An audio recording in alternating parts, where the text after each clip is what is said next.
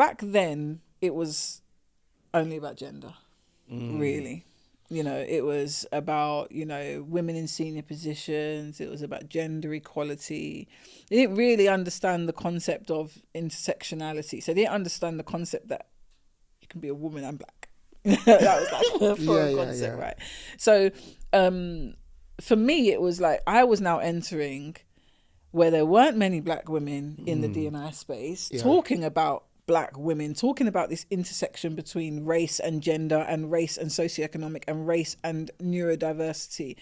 And so at first it was just trying to have deeper conversations. You know, that was it really. You know, the organizations at that time were just focused on gender. They didn't have many people who were disrupting that conversation.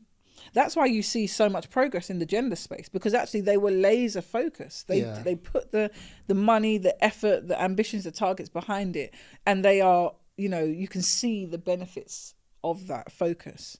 But they did that at the expense of looking at any other kind of intersection, any other kind of facet of DEI. So at first I felt like I was a disruptor. I felt like I was asking questions, I was probing, I was questioning why we weren't doing other things.